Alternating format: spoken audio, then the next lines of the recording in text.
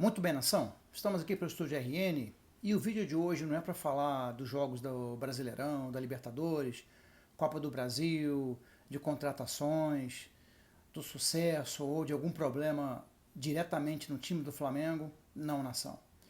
O vídeo de hoje é para falar de uma situação que aconteceu e que tem a polícia envolvida nisso. O jogador Bruno Henrique do Mengão, um jogador tradicional, um jogador carismático, um jogador que a torcida, que a nação ama, está envolvido possivelmente num sistema de apostas. Porque a Polícia Federal, né, foi em vários lugares onde poderiam encontrar o jogador, na casa dele, no ninho e outros lugares onde poderiam encontrar o Bruno Henrique para falar com ele, né?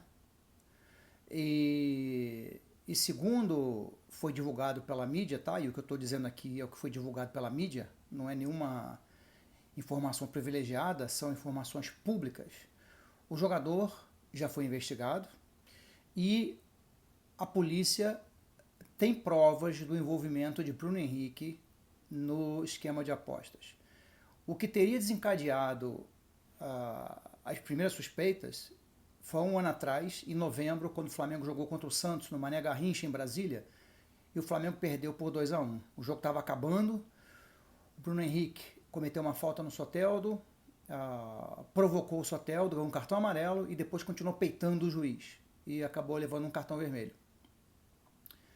Nesse momento, há um ano atrás, praticamente um ano atrás,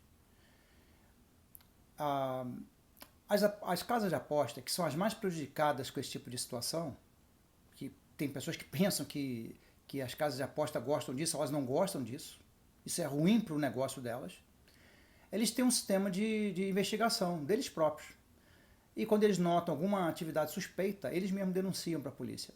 É semelhante ao que houve com Paquetá, na Inglaterra. E aí acharam estranho que algumas pessoas fizeram apostas pesadas por um cartão amarelo do Bruno Henrique na partida e algumas casas de apostas, não foi só em algumas casas de apostas. E nisso estava envolvido, acho que a irmã dele, parentes, amigos. E a polícia achou muito estranho, começou a achar que ali tinha razões para poder acreditar que ele tivesse envolvido. Então foi feito toda uma investigação longa e hoje culminou, né, na notificação do jogador. O Flamengo soltou uma nota, como vocês podem ver essa nota enquanto eu falo, vocês podem ver essa nota. O Flamengo argumenta que são apenas investigações e que o Bruno Henrique segue normalmente, né, com as atividades dele, programadas, como diz aí na nota, e que ele inclusive vai viajar com o Flamengo para o jogo final da Copa do Brasil. Bom, o que você tem a falar sobre isso? O que tem a falar sobre isso é o seguinte, primeiramente, isso acontece porque, se for verdade, porque o jogador acredita que vai ficar impune, né? A impunidade sempre é o grande incentivador de qualquer atividade ilícita. Nesse caso, estamos vendo jogadores de renome envolvidos com essa situação, como Paquetá, por exemplo.